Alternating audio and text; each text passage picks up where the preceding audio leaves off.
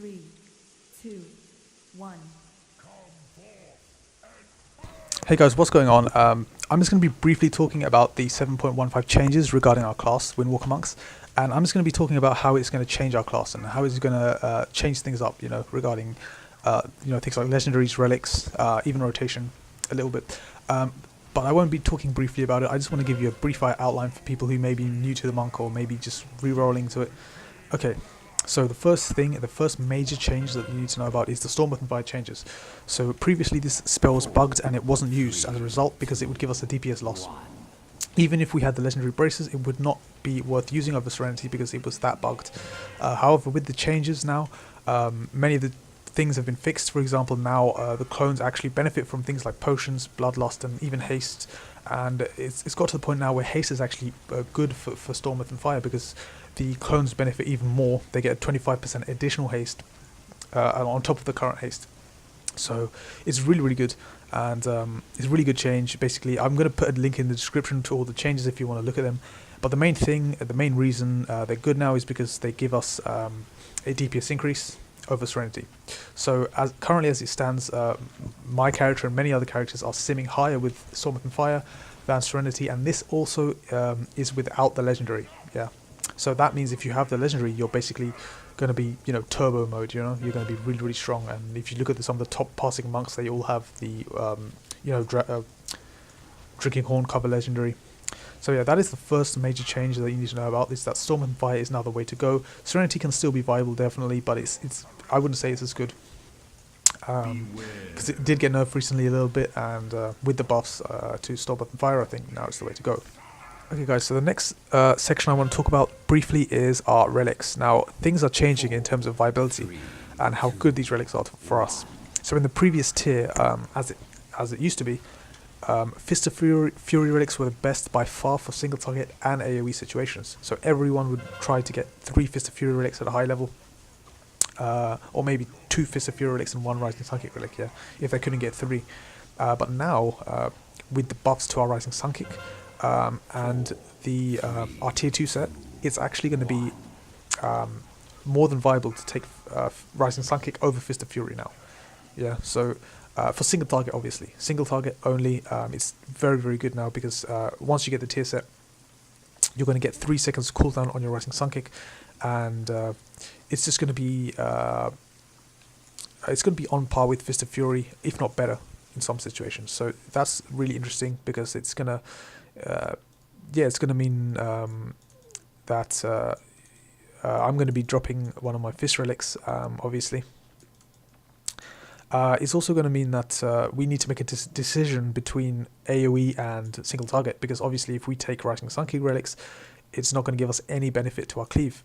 So depending on how Nighthold is, right, what I'm being told is there's a lot of cleave and a lot of AoE, so I'm still going to be going for 2 Fist of Fury relics and 1 Rising Sun Kick relic, but it might not be optimal, really. It might not be optimal with the tier set. I don't know yet for sure, but yeah, basically the only thing I'm really saying with this is that the 2 best relics, Fists and Rising Sun Kick, are pretty much on level with each other now, with the tier set, for single target only.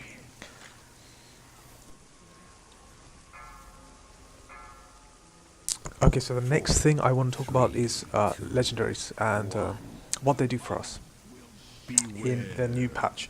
So we already have some really nice legendaries, but we've got another one, Emperor's Capacitor. It's a chest item. The effect isn't that good in my opinion. However, the best thing about it is the primary stat. So it currently gives us 2,382 agility. That's for a 910 piece. However, with the 940 upgrades, which are coming in the next patch, it's probably going to be like 2,600 or something insane like that. So it's going to be a very, very good, if you get it, it's not going to be like bad at all. It's not going to be something, oh, I wish I had this. I think it's definitely going to help because it's BIS for the chest. It's our highest primary stat increase, so it's going to be very good. Now I want to talk about the wrists, and the wrists are actually, you know what, the wrists are our best legendary right now. They are by far our best legendary, not by far, but they're really, really good. because obviously our Storm Within Fire got buffed, as I said earlier. So with these wrists, it's going to become even stronger than it is now. And so for those of you with the wrists, sadly I don't have them.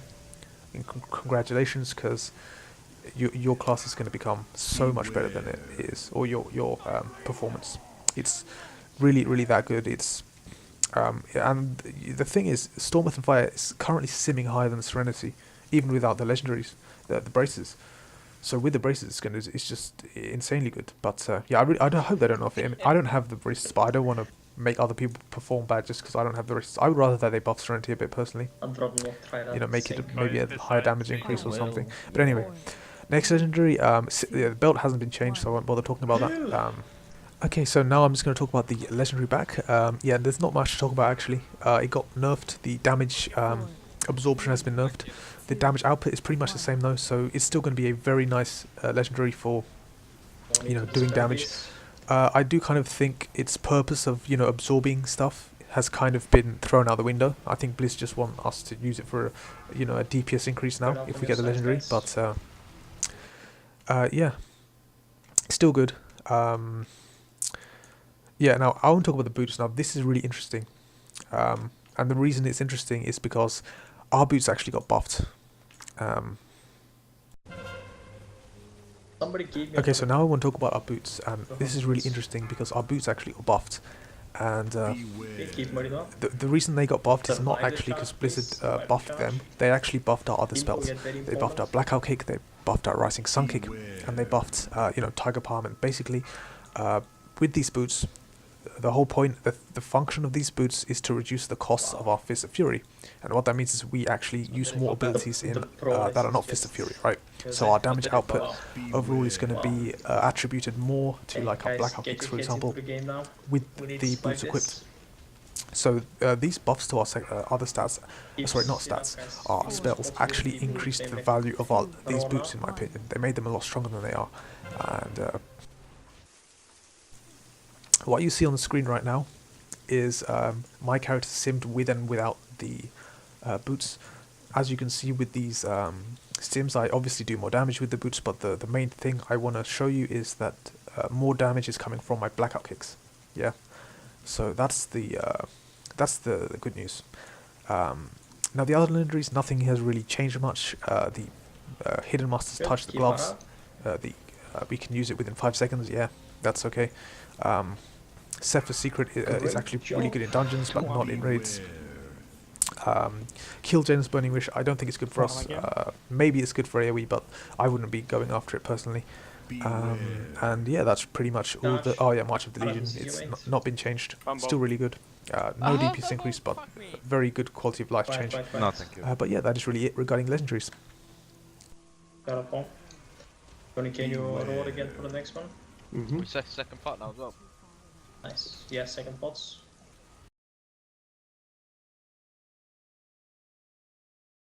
Hey guys, so before I go into the next part of the rotation and I talk about it a bit, I want to talk about a bug that's been occurring with our class, and it involves Storm Within Fire. And if you don't know what it is, basically sometimes our clones do not copy our Fist of Fury, and obviously this is a big problem because we lose a lot of DPS. First of all, I'm going to show you what the bug is, and then I'm going to show you how to fix it. So here it is. I'm going to use it on the dummy right here. So you can see the third clone here is not copying Fist of Fury. You can see that one, the red clone. It is not copying Fist of Fury, which is the DPS loss. Now this is what I was doing before. I knew about it, and I was wondering why my DPS was kind of low in Trial of Valor. And so yeah, now I'm just going to wait for them to come off, and I'm going to show you how to kind of fix this bug for now. Let's wait for fists. Okay, here we go. So use your clones and then a Rising Sun Kick and then a Fist of Fury, and now you can see every clone is using Fist of Fury, and that's what we want. Okay, so now I'm going to be showing you the same kind of fix, but I'm going to be using Tiger Palm instead of the Rising Sun Kick first. So basically I'm going to be using, so I'm going to be starting off with my clones, Tiger Palm, and then immediately Fist of Fury after the Tiger Palm. Yeah, so there's a pause there, and yeah, now you can see all 3 clones were using Fist of Fury, so that is how you fix the bug. So thank you for watching this video, guys. If you did learn anything, please do subscribe. Do give it a like, helps a lot. Peace.